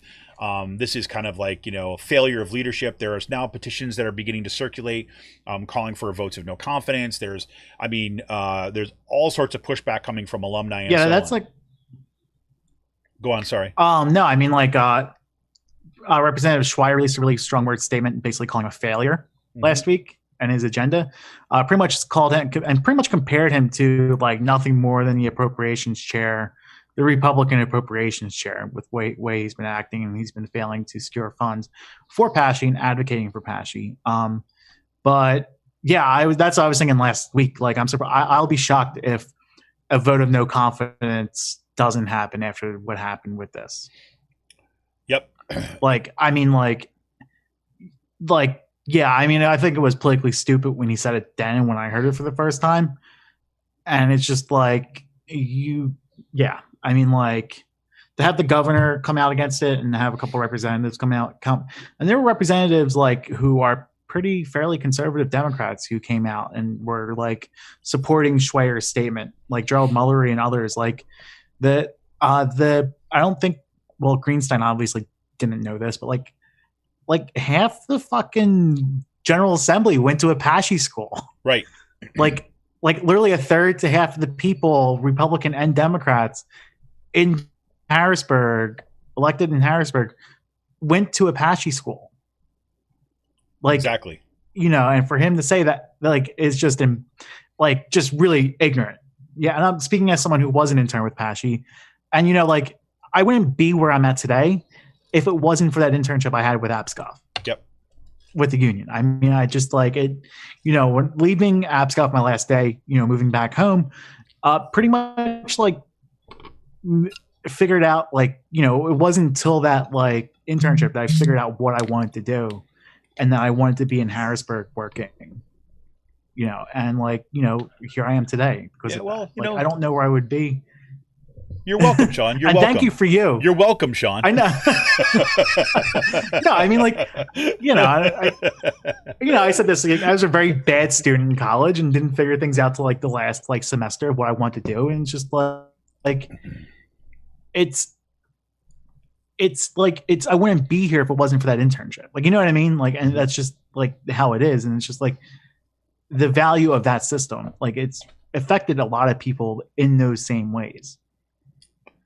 Indeed. So let me talk a little bit about this. One other thing that kind of exploded, and I think you're absolutely right? And the other thing that kind of came out this week is that as all this was heating up around about the package of legislation calling for dissolution of the of it. Let me see if I can. I hope I didn't get rid of this. Okay, good. So the chancellor finally came out with a statement that said this. It said that, you know, he apologized. I understand the manner in which I conveyed this information left an impression for some that dissolving the state system was a preferred course of action. Nothing could be further from the truth, he said. He said he was just kind of laying out some kind of options about where we blah, blah, blah, blah. Now, if you watch that hearing, that was disgusting. So I'm just going to read to you what I wrote. A post that I wrote in response to this, because it's going to say it better than I will, and it will prevent me from going on too long. Okay. So this is what I said. When he says, just what I said, I understand the manner in which I conveyed the problem. When I say, let's be clear. The issue was not that he messed up his manner, thereby leaving an impression for some that dissolving the system was preferred course of action. The issue was that he levied this statement as a threat, using fear as a way to try to strong-arm, in so sympathetic tones, of course, legislators, members of the Board of Governors, faculty, staff, students to accept his plan. It's a classic tactic of political persuasion when the particulars of a policy are a flop, turned to fear to move the needle. And please don't tell me he doesn't know this. Seriously. Right? So it's okay. The game that guy is playing is nothing but like it's filled with lies, smoke, and mirrors. Right? And if you talk to people that have had to deal with him, right, in negotiations, behind the scenes, and some of the fits that he throws in other kind of context, you can see this. One of the things I noted last week when I was, or actually this week at the beginning on Out to Coop Live, was that how I thought he was so agitated at this hearing. He's moving all over the screen and everything like this. And that was the first time that I saw it. 'Cause I've heard multiple stories about people who've had to deal with him behind the scenes outside of the spotlight, about how he flips off, how he can't stand it when people just don't accept what he says, right? And he throws his little temper tantrums. And I could see it, and I was like, that's him trying to control his temper tantrum right there, right? That's why his teeth gets all clenched and everything like this when he starts to talk. And so that's why he issued that threat, right? And he plays it off, right? I mean, this is that kind of Silicon Valley thought leader kind of mentality, right? You put on the kind of woke veneer, right? And then you institute like the harshest austerity, right? I mean, that's kind of what it's all about, right? That's what Silicon Valley brought to the conversation. Yes, great innovations and all this other kinds of stuff, but also at a tremendous cost to kind of millions of people. So here we go, right? You want to pee in bottles too in Poshy? Hey, just follow Greenstein's plan. Maybe you too can keep a bottle in your classroom, right? Whatever. The other thing that came up this week, which I happened to come across or came into my possession, let's say, found out that the state system was actually putting out had hired an independent consultant, right? A branding and marketing agency called Ologie, Ologie, right? They're an Ohio-based branding and marketing agency to basically do some market research about how to best rebrand those schools that are being forced to merger, particularly the ones in the Northeast, right? And what was interesting is that I've seen multiple examples of this. It's funny when you kind of just happen to mention, it'd be great to see this, and now suddenly I'm flooded with like emails and all sorts of stuff from all over the state. Because this is also where you find out how many people are actually alumni of the Poshy system. When suddenly you start from people you haven't heard from in 5-10 years are suddenly like, oh yeah, I got one too. Here you go. And basically, I just want to read you what they said. So I'll say Ologie or Ologie, we'll say it like that. Ologie has partnered with Bloomsburg University, Lock Haven University, and Mansfield University to identify an integrated U name and messaging strategy that honors the individual names, legacy, and identities of each university. The new entity name will be used for accreditation purposes only, honoring a commitment to retaining each institution's name, logo, mascot, and identity. As part of this objective, research-based approach, your opinions will help inform the final name recommendation put forth at the Board of Governors meeting in April. Your identity will remain anonymous, and the survey should take no longer than 5 minutes to complete. Thank you for taking the time. Right? So that was the baseline of it. And what they're doing, it's again, these things are always fascinating because it's, that if you know anything about market research, particularly these kind of stuff, when you're actually, it's kind of more like a push-pull than anything else, right? What you're trying to do, you're trying to push a particular direction. You're trying to get people to kind of like identify with stuff. So they have these questions like, which of the following names would you feel most proudly associate with? Right? So they're trying to get you to kind of put yourself in and having to identify. What they tell you in these cases, like, you don't get any other options or other names, right? They've chosen these things. Now you can choose in some of the questions they say none of the above, but the three names that they're pushing out are Northeast University of Pennsylvania, Commonwealth University of Pennsylvania, or my personal corporate favorite, Bloomsburg University Group of Pennsylvania, right? So they're pushing this out to people, and I'll tell you is that alumni are freaking pissed. Right? Again, I can't speak for every single alumni, but certainly I've heard from enough people that are kind of disgusted by this, that they're doing this. They're spending how many hundreds of thousands of dollars to kind of hire a brand and marketing group while they're claiming that they have no money to market a name to force a merger, right, against the will of at least one of the universities, right? As we talked about, we've had the folks on the show from Lock Haven University. And the thing that kind of got me the most about this, especially what communities have continued to kind of ask questions about the economic impact of actually eliminating some of the individual universities. What's been pretty remarkable is seeing a situation in which the literal names of Lock Haven and Mansfield, right, and Bloomsburg in 2 of the 3 cases have been eliminated from those names. The names of the communities in which these universities are housed are kind of erased.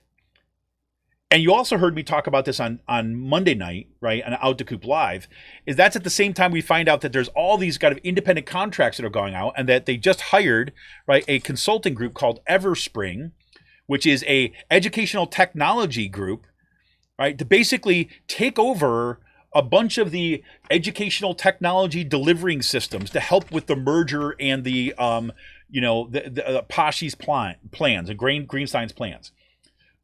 So, you've got all this stuff kind of going on while this guy continues to pretend that, oh, he's just trying to help everybody out, right? They've already got their conclusion, even though they're not sharing that. They're not answering basic questions from that the faculty have had, that staff have had, the community members have had, the city councils have had. They refuse to answer basic questions. Meanwhile, they already got their plan that they're pushing through hard. So there you have it. So check this out. If you didn't get a chance to hear my discussion of some of this stuff, you can check it out on Out the Coop Live. That's available in our podcast. But just know we'll be obviously digging in much deeper on this Poshy stuff here too as well. So anything else for the good of the order, Sean? Nope, I'm good. All right, good. I'm just enjoying some peanuts right now. Oh, good. I'm glad you're enjoying the peanuts, and I'm glad I've got your picture up there instead of just Sean Kitchen or you eating peanuts. So that's great. Anyways, this is Kevin Mahoney, editor and founder of Raging Chicken. We're going to take a quick break. We're going to come back with this week's last call. We'll be right back.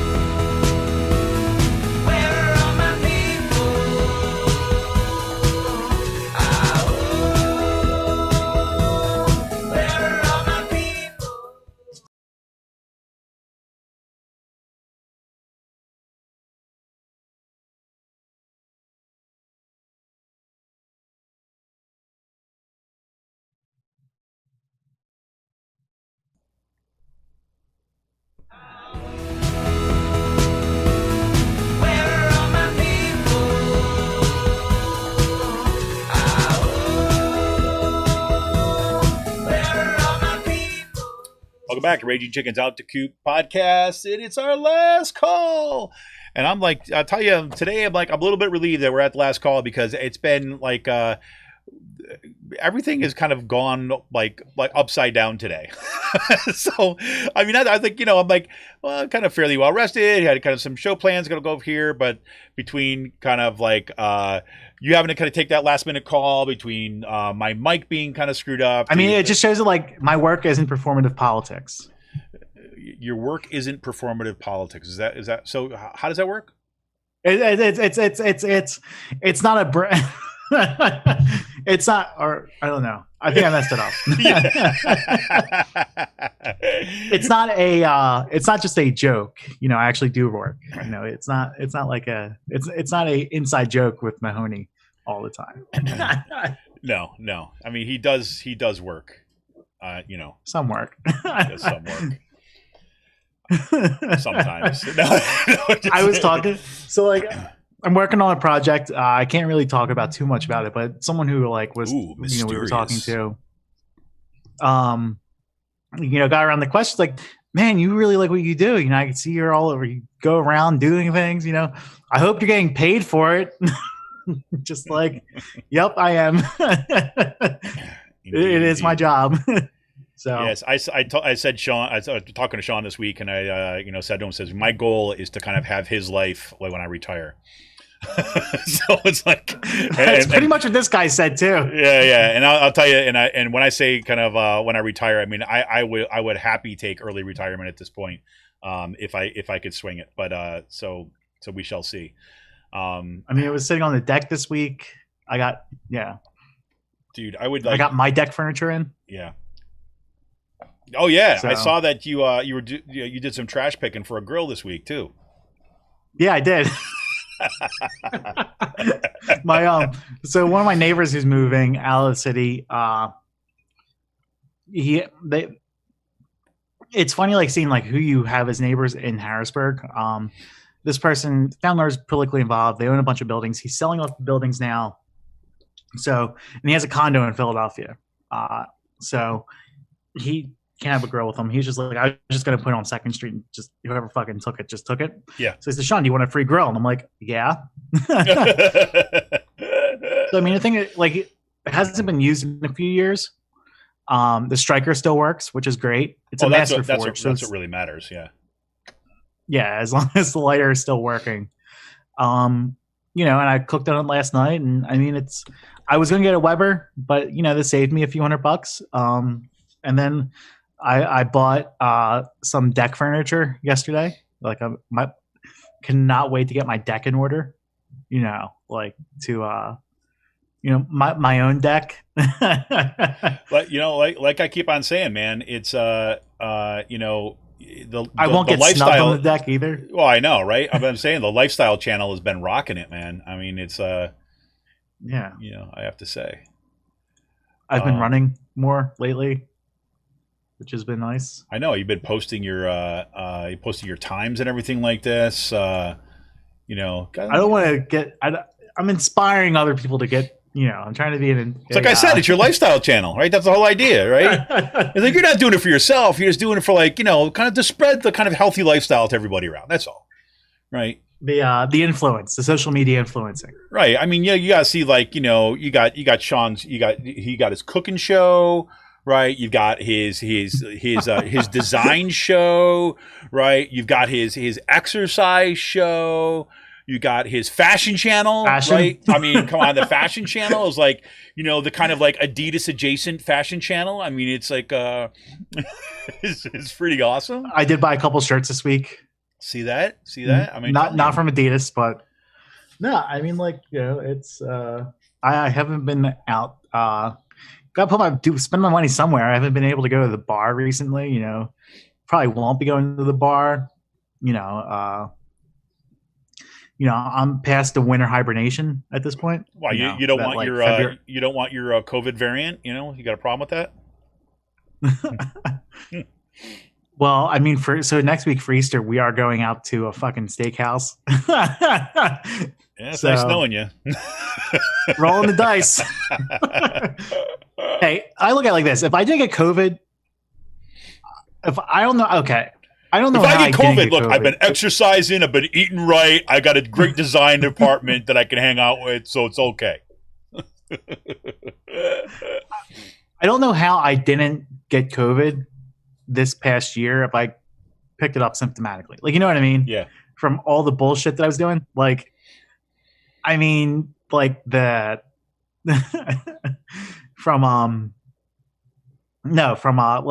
to all the right wing rallies, yeah. Photographing everything, having people around me who got COVID. I might have been a spreader, don't know, but no, I'm just joking. I don't want to go like that, but keep digging, Sean. Keep digging. Yeah, no, but we're going out to a Brazilian steakhouse, which is going to be great. Looking forward to it. Eating a bunch of steak on Easter. And that's pretty much it. And yeah, looking towards the warm weather getting here. Yeah, me too. I'm gonna be excited. I'm excited for more and more and more warm weather. Well, let me get. So I got a couple things, and we can kind of go back and just kind of do a tie up for the day. But a couple cool space things to watch out for coming up this week, and that we like I said, we're not gonna. I'll close out with the programming change for next week too as well. But since we're not meeting next week, I want to make sure you got this in. If you any other fellow space nuts out there, the Mars helicopter Ingenuity is kind of coming closer to its kind of initial flight, its first attempt. It is this little tiny 4-pound, I believe, helicopter. Powered flight has never been tried on the surface of Mars. And this is going to be historic. I mean, it's going to be pretty incredible. It's this cool little helicopter, and it was packed under the belly of the Perseverance rover when it kind of came down. And there's these series of routines that it has to go through, did startup and those protocols. So it just dropped its debris shield that was covering it up, and they had a picture that Perseverance sent back to Earth to kind of show that it had successfully dropped. This thing kind of is it's packed in on its side, and it has to slowly rotate down, and its legs kind of spring out, and then it kind of will drop down to the surface. The Perseverance rover will roll away, and then there's this kind of 33 by 33 foot patch on the planet that is kind of fairly flat, free of obstructions, that they're going to do that first test flight. And we'll see. Fingers crossed. I mean, I if I remember correctly, you said probably as early as April 8th, but it might be sooner. My guess would be probably not, but just in case, you can check it out. That's coming up. And the coolest thing is they have this little postage size piece of fabric from the Wright brothers aircraft that was originally flown at the Kitty Hawk, North Carolina. That it's actually right there on the on that little helicopter. So that's the kind of thing that I just absolutely think is pretty. Did you see the other space news that happened this morning? What did or last night? the SpaceX rocket kind of disintegrating in orbit, that one, or the Starlink thing, or the Falcon 9. It was just the Well, people thought it was like a giant meteor shower. Yeah. It looked over like the West Coast, right? If was that right? Yeah. Oregon. Yeah, that came. That was which actually was cool. Yeah, that was pretty cool to do that. They're supposed to actually today. I didn't. Well, I should check it one more time. But I remember one time I saw a huge meteorite breaking up. Like when I was living back home, it's like 2013, 2014. Just happened to be like looking at the right spot, driving home from work at the right time. And I saw like a huge meteorite. This is like in the suburbs where you don't see this stuff because it's the light pollution. Yeah. But, I saw a huge meteorite break up over like the one corner out of my eye, which is pretty cool. And apparently like the whole entire northeastern part of the country saw it. Like that's how large of a meteorite it was. Mm-hmm. That's pretty cool. Just throwing it out there. No, that's awesome. That's awesome. The other thing was supposed to happen. Well, Yeah. SpaceX did this morning. They actually they tested the rockets or tested the engines, the Raptor engines for the Starship SN-11. Right. So you remember they've been the Starship is what they hope to be this renewable rocket that will be able to launch and then kind of land both on here back on Earth, obviously, but also then on the moon and eventually Mars. Those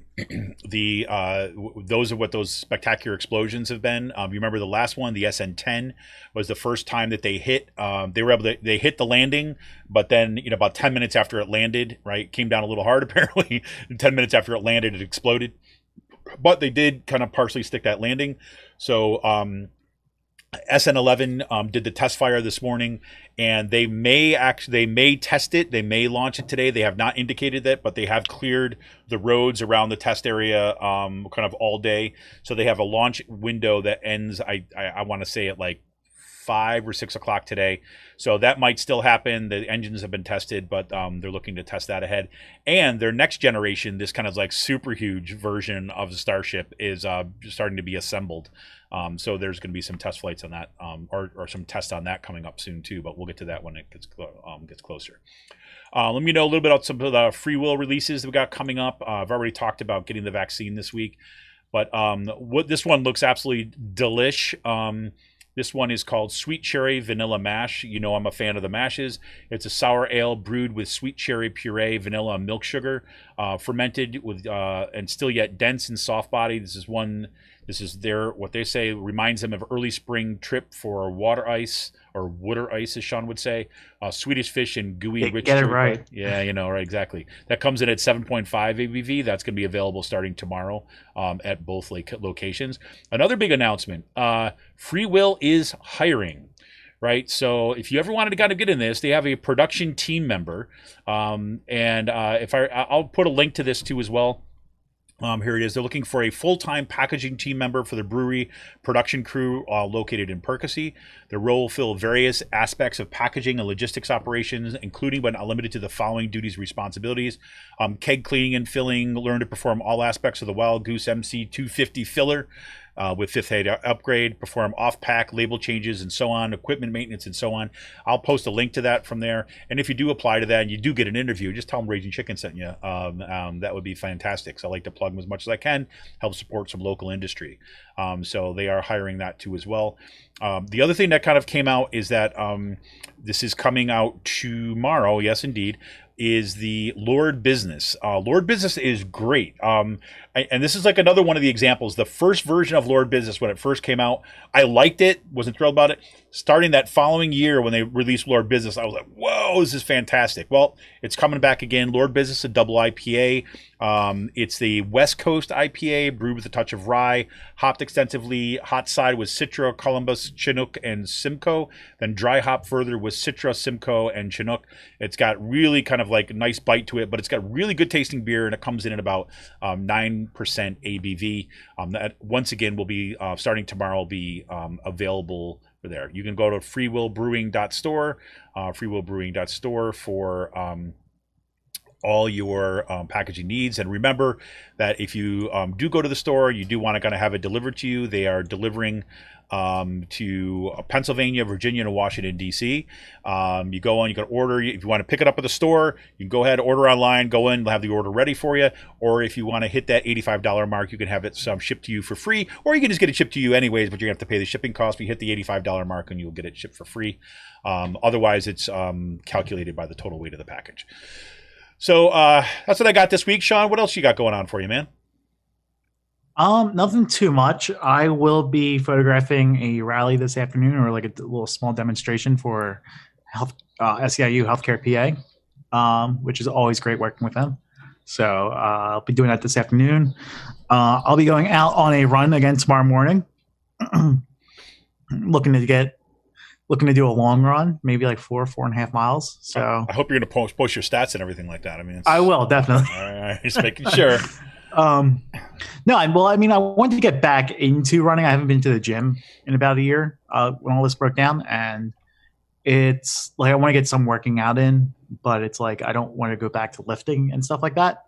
So I picked up running, and I'm actually surprised how easily like I've been able to get back into it. Mm-hmm. But I think one of the things that has to deal with is I haven't smoked since November. Huh? Funny. So, it's interesting. yeah. It's interesting. Is that just a correlation, you think, or is that a coincidence? I think so.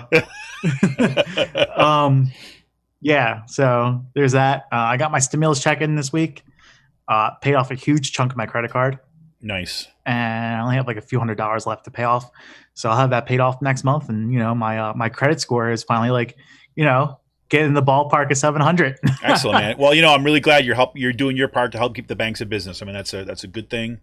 Yeah, I think like one of the things like I hate, like not just being in debt and period, like, and having like not having having a job, like a lower paying job for so many years. Like, it's bullshit that we assign this arbitrary number to people with your credit score. You think? And have that like and have that determine your financial future when it comes to like paying off car loans or getting a house and shit like that. And a big part of that is the student fucking loans. Yep. like student loan debt, fucking terrible on your credit score. Yep. So, but I've been chiseling that away, building up my credit score, and looking to get a car hopefully this summer. So, very big cool. picture. Yeah, man, it's awesome. That's awesome. I'm looking to do some cooking this weekend again as well, and some grilling. Ooh, you're breaking out the grill. I used the grill last night. Nice. But I think what I want to make is a tri-tip.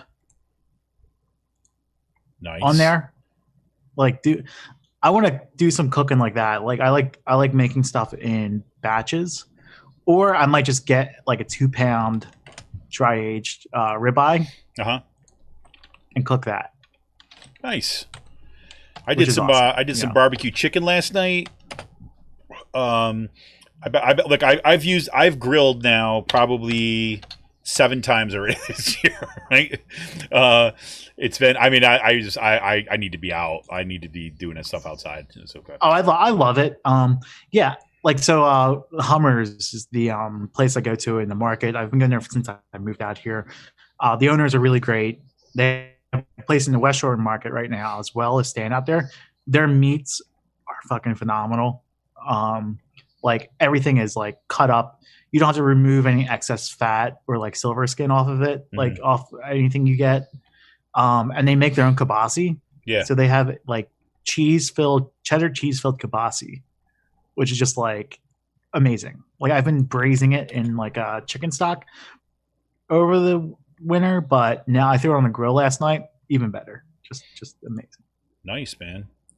That sounds awesome. Yeah. Hey, a couple things I forgot. I just forgot to mention this real quick. I mentioned this in the at the start of the show, but I just wanted to. I also have a link down in here. This is just really cool, and I'm sorry, I just needed to kind of get my geek in on this one too as well. About Lego's new space shuttle set, which is I'm just really like thrilled about. So I just want to make sure that if you really want to know, this is going to be the 40th anniversary of the space shuttle launch. Lego's coming out with the space shuttle Discovery set. That's done in collaboration with NASA too as well. It's pretty cool. It's going to be available April 1st. It comes in at a hefty $200 price, but it has 2,354 pieces. I'm like salivating over it. It's like it's got the Hubble space. It's got the Hubble telescope and the payload doors. It's just really freaking cool. So if you want to geek out on some Lego stuff, I'm doing here. I've already got a couple things I need to assemble.